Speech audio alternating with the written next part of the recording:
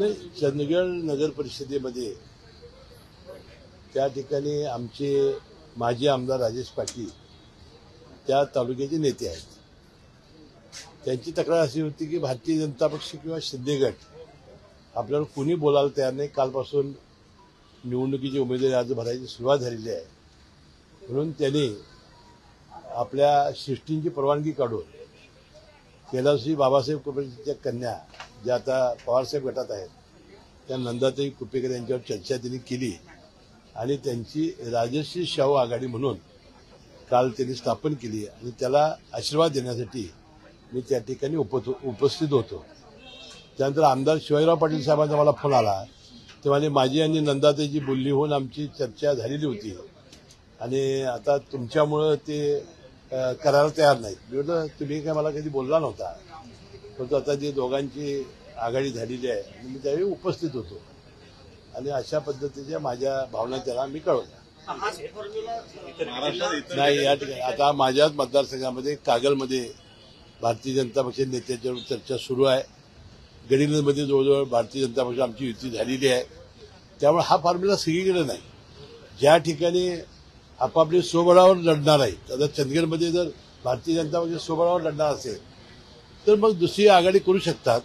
परंतु एक आहे की महाविकास आघाडीच्या कुठल्याही पक्षाचं चिन्ह आम्ही घेऊ देणार नाही. आम्ही स्वतंत्र आघाडी तिथं करतील असं समन्वय समितीत सुद्धा ठरलेलं आहे. नाही, कागलमध्ये राष्ट्रवादी पक्ष हा फार छोटा पक्ष आहे आणि तिथं भारतीय जनता पक्ष आमची चर्चा चालू आहे.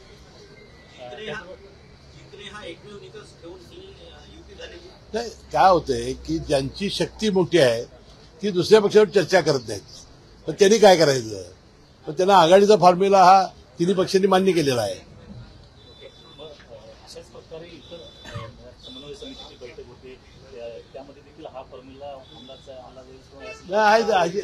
अशा चर्चा आता ज्या ठिकाणी राष्ट्रवादी आम्ही प्रबळ आहे तिथं कधी होणार नाही. आता मुख्यमंत्री महोदय स्वतःच बोलले ना की पिंपरी चिंचवडमध्ये भारतीय जनता पक्ष राष्ट्रवादी वेगवेगळे लढेल, कारण त्याच्यामुळे शत्रूला फायदा होणार नाही.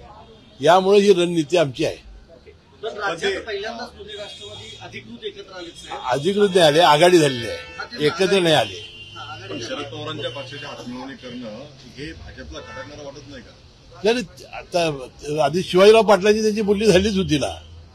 भारतीय जनता पक्षाचे आज जे आमदार आहेत त्यांची त्यांची बोलणी फायदा झालेली होती. तानाजी सावंतांसारख्या नेत्यांनी टीका केलेली होती वेगळ्या शब्दामध्ये खालच्या स्तरावर जाऊन.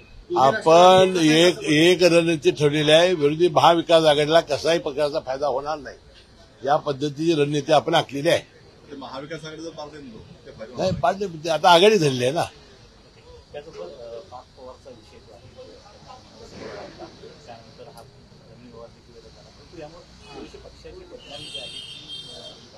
तुमच्या एक लक्षामध्ये आलं असेल, ज्यावेळा ही घटना घडली आणि 4 वेळा आमचे नेते राष्ट्रीय अध्यक्ष आणि उपमुख्यमंत्री अजितदादा पवार यांनी 4ही ठिकाणी मुलाखतीमध्ये सांगितलं की हे मला प्रकरण माहिती नव्हतं. सकाळपासून संध्याकाळपर्यंत मी जनतेच्या कामामध्ये आणि विकास कामामध्ये मी असतो. आणि आपण बघितलं असाल की त्यानंतर दादा हा किती सच्चा आहे हे जनतेने ओळखलं. तर दादाला माहिती नव्हतं, शत्रूंनी सुद्धा अशी शंका उपस्थित केली नाही. आणि मग ठीक आहे, तुमच्या म्हणण्याप्रमाणे थोडंसं आपल्या मुलांना सुद्धा आपण व्यवस्थितपणाने अशा गोष्टी समजावून सांगण्याचं काम ते भविष्यात करतील. परंतु दादांचा आपण या प्रकरणामध्ये लोकांना पटलेला की दादाचा अजिबात यामध्ये संबंध नाही.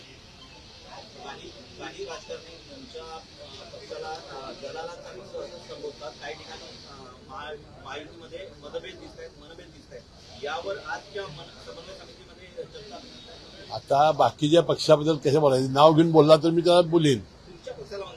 कोण कुठली शिवसेना? नाही, तो विरोधी पक्ष आहे ना. विरोधी पक्ष बोलणारच ना. आता त्यांच्या जिल्ह्यामध्ये जाऊन माहिती घ्या की काय आहे ते. कोल्हापूर जिल्ह्याचा विचार केला तर सतीश पाटलांशी काही चर्चा होऊ शकते? अजिबात नाही, चर्चा होणार नाही. भारतीय जनता पक्षाबरोबर आणि शिंदे गटावर चर्चा होईल.